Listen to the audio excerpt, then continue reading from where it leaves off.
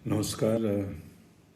आज फिर एक दो छोटे किस्से लेके आया हूँ अपने ही जीवन से जुड़ी हुई। हम 2004 में मुंबई आए थे 16 अक्टूबर को सपत्नी पत्नी के साथ, और ये तय करके आए थे कि अब अभिनेता बनना है, हिंदी सिनेमा में काम करना है तो मुंबई चलते हैं। मालूम था लड़ाई लंबी है, वक्त बहुत लगेगा। तो हमने तैयारी कर रखी थी पहले से। पत्नी को बोला था कि तुम बीएड कर लो ताकि शुरुआती में तुम कहीं टीचर की नौकरी कर लेना, और मुझे तो पता नहीं मेरा क्या होगा, कितना समय लगेगा। तो उतने दिन घर चलाने के लिए कोई तो एक कमाने वाला चाहिए, तो पत्नी ने बीएड कर लिया था और हम मुंबई आ गए। मुंबई आते हम शुरुआत के 2 महीने अपने दोस्त के घर पे रहे। भानु नाम है उसका, मेरा बैचमेट है भानु उदय। और हम अपने लिए घर खोजते रहे। फिर हमारे बजट के लिहाज से एक कांदीवली वेस्ट में एक छोटा सा घर मिल गया, जहाँ हम लोग आ गए, शिफ्ट हो गए। 2 महीने बाद फिर शुरू हुई बात नौकरी, पत्नी की नौकरी खोजनी है। तो क्लासिफाइड अखबारों में आते हैं ना, सो उसमें खोजते थे हम लोग टीचर्स की वैकेंसी कहाँ है, और पढ़ते थे। अब हमें करना उस इलाके में जहाँ हम रह रहे हैं, कांदीवली, मलाड, अंधेरी। अब टाउन में नहीं जा सकते या दूर, तो निकले नहीं, कहीं वैकेंसी मिलती नहीं थी। तो हमने बोला, बायोडाटा मेरी पत्नी बना के रखी थी, तो मैं बोला यार एक काम करो, तुम बायोडाटा बना ली हो तो जितने अंधेरी मलाड के स्कूल्स हैं ना हमारे आसपास, जहाँ हम चाहते हैं, कन्वीनियंट है, वहाँ चल के हम बायोडाटा दे आते हैं।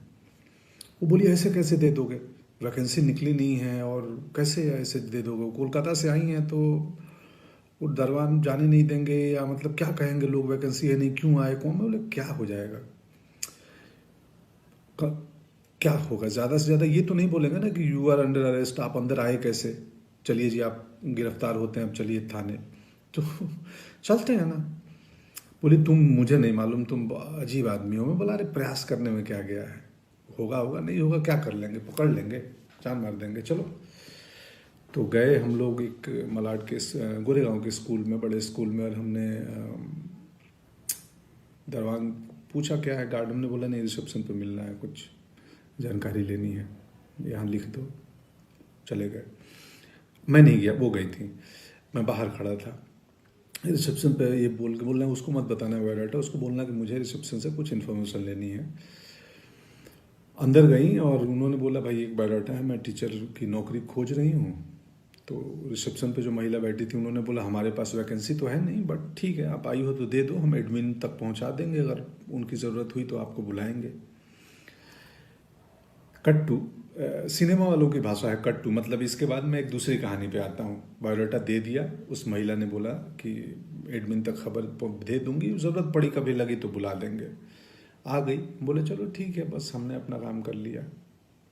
दूसरी कहानी मेरी क्या चल रही थी, मैं उस समय हार्ड कॉपी तस्वीरों का वक्त था, तब मेल नहीं आए थे कि हम मेल कर दें तस्वीरें, या ऑडिशन बाद का चीज़ है, पहले आपकी तस्वीर पसंद आनी चाहिए तब ऑडिशन के लिए बुलाते थे, और तब कास्टिंग डायरेक्टर्स भी नहीं आए थे।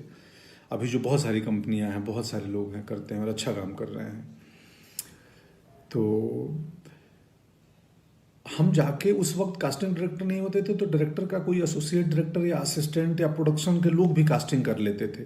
और तब कास्टिंग मतलब बहुत छोटे छोटे रोल्स में नए एक्टर को लिया जाता था, और जो भी एक सेट पैटर्न था, ये हीरो, ये हीरोइन, ये विलेन, वकील, इंस्पेक्टर भी सेट थे। तो 2004-5 की बात है ये।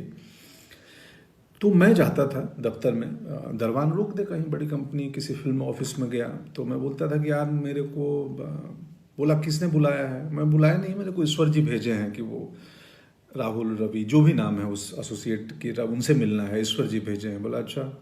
वो फ़ोन करे कि भाई कोई आए हैं, पंकज नाम है, ईश्वर जी भेजे हैं। तो बोले अच्छा कौन, भेज दो भेज दो, मिलता हूँ, देखता हूँ कौन। या अंदर पहुँच जाए, छोटा दफ्तर हो, रिसेप्शन तक पहुँच गए सीधे, तो फ्रंट डेस्क पे जो भी रिसेप्शन पे महिला बैठी हैं, जी हाँ क्या। मैं बोला वो एसोसिएट डायरेक्टर से मिलना है। तो किसने भेजा है आपको, कैसे आए हो, क्या है रेफरेंस। तो मैं तो बोलता था वैसे ही आया हूँ, लिफ्ट से आया हूँ अभी बस ऊपर। नहीं नहीं नहीं नहीं, यहाँ भेजा किसने है। मैं मतलब वो ईश्वर जी भेजे हैं बोल के उनसे। ईश्वर जी, बोले हाँ आप बता दो ना उनको, वो जानते हैं। तो ईश्वर जी भेजे हैं, कोई पंकज आया है कास्टिंग वाला। बोले चलो आता। तो या तो कास्टिंग वाले निकल के आए, या मुझे अंदर तक भेज दी जाए। मेरे पास कास्टिंग वाले आए, बोले हाँ जी बोलिए बताइए आप। तो मैं बोला जी मैं एक्टर हूँ, और ये मेरी तस्वीर है, मुझे पता चला आप कास्टिंग कर रहे हो। तो बोला ये बट ये ईश्वर जी, कौन ईश्वर जी भेजे हैं वो, प्रोडक्शन में या कुछ कॉस्ट्यूम या किस डिपार्टमेंट, कौन से ईश्वर जी? मैं हंस देता था, बोलता था वो ईश्वर जी जो उधर बैठे हैं, जो सबको भेजे हैं दुनिया में। तो कई लोग हंस देते थे, ये 2-4 बार ही हुआ, अक्सर नहीं हुआ है ये किस्सा। कई लोग हंस देते थे और बोलते थे यार बढ़िया सेंस ऑफ ह्यूमर है या बढ़िया अप्रोच है तुम्हारा, लाओ तस्वीर दो, कहाँ से एक्टिंग सीखे हो, क्या किए हो। एक आध नाराज भी हो जाते थे। 2-4 बार किया था ये। मुझे मेरे दोस्त आज ही फ़ोन आया था दिन में, हेमंत का, तो उन्होंने बताया कि यार तुम, याद है तेरे को, तो ईश्वर जी बोल के कहीं घुस जाते थे कि ईश्वर जी भेजे हैं। तो याद आया। और हम एक्टर्स को कैसे पता चलती थी कि कास्टिंग कहाँ हो रही है, एक इन्फिनिटी मॉल है अंधेरी में, वहाँ पे बहुत सारे एक्टर्स शाम को बैठते थे और वहाँ इन्फॉर्मेशन एक दूसरे को दी जाती थी। हम इतने वहाँ इकट्ठे होने लगे कि बाद में मॉल के जो सिक्योरिटी मैनेजमेंट, सिक्योरिटी वालों ने हमें खदेड़ दिया कि तुम लोग चले जाओ, यहाँ भीड़ नहीं चाहिए। उसमें पूरे हिंदुस्तान के गांव खेड़े से, छोटी जगहों से आए हुए हमारी तरह एक्टर्स थे, बहुत सारे बहुत सारे। बाद में सुजान सिंह चौक बन गया, वो भी एक एक्टर हैं सुजान जी।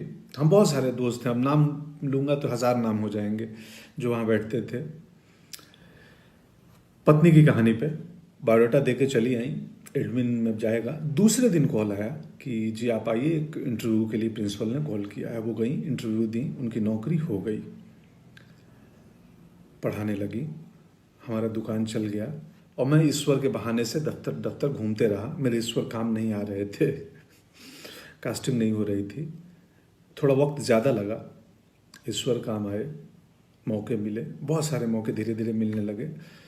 गैंग्स ऑफ वासेपुर पहला मौका था जिसमें मुकेश ने, तब तक कास्टिंग डायरेक्टर आ चुके थे और तब तक वो पैटर्न ख़त्म हो गया था कि किसी भी बहाने एसोसिएट असिस्टेंट तक घुस के अपनी तस्वीर दे दो या इंट्रो दे दो कि जी मैं एक्टर हूँ। तब तक प्रोफेशनल माहौल बनने लगा था। गैंग्स ऑफ वासेपुर में मुकेश कास्टिंग, उसके पहले अभिमन्यु रे थे यशराज में, वो कास्टिंग कर रहे थे। तो कास्टिंग डायरेक्टर्स का चलन हो गया था। हनी भाई आ गए थे, जोगी भाई आ गए थे, ये सब कास्टिंग डायरेक्टर्स हैं। बाद में अभिषेक की कंपनी आई। सो बहुत सारी अभी कंपनियां हैं कास्टिंग की काम करती हैं बॉम्बे में। सो पत्नी की नौकरी लग गई और मेरे ईश्वर कुछ सालों बाद काम आए। और जब प्रोफेशनल हुआ माहौल तो हमें काम मिलने लगे। और बाद के दिनों में अब तो इतने ज़्यादा काम मिलने लगे कि घर पे किसी एक को रहना ज़रूरी है मेरे और पत्नी में से। तो पत्नी को स्कूल की नौकरी कुछ साल पहले छोड़नी पड़ी और अब वो घर चलाती हैं, मुझे मैनेज करती हैं, हमारे बाकी बिजनेस को मैनेज करती हैं। ये है किस्सा। कुल जमा बात इतनी है कि प्रयास नहीं छोड़ना चाहिए। हम किसान परिवार से आए हैं। किसान एक बीज डालता है ज़मीन में और डालने के बाद उसको मिट्टी से ढक देता है। उसको मालूम है कि इसमें वक्त लगेगा। मेरा काम है फेवरेबल कंडीशन देना, इसको वक्त पे पानी देना, वक्त पे धूप देना, खाद देना, आसपास घास आ गए, कचरा आ गया, सफाई करना। ये एक दिन पौधा बनेगा और फिर फलाएंगे। इसमें धीरज बहुत बड़ी चीज़ होती है। आप जिंदगी में जो काम करना चाहते हो, कोई भी काम छोटा नहीं है, कुछ भी, मतलब आप किसानी में भी कमाल कर सकते हैं, आप कहीं पे भी कर सकते हैं। खैर, शुक्रिया, आज का किस्सा इतना ही। Thank you so much. Corona से डरना नहीं है, लड़ना है। लॉकडाउन को गंभीरता से पालन करें और बाकी उपाय हमें मालूम ही है। हाइजीनिक मेंटेन करें, एक फिजिकल डिस्टेंसिंग मेंटेन करें अगर ज़रूरत हो, एसेंशियल चीज़ों के लिए बाहर निकलना पड़ रहा है तो। और बस यही है। शुक्रिया। आप सबको बहुत सारा प्रेम और स्नेह, और पूरी दुनिया खुशहाल रहे, ऐसी कामना है प्रभु से। जय हिंद।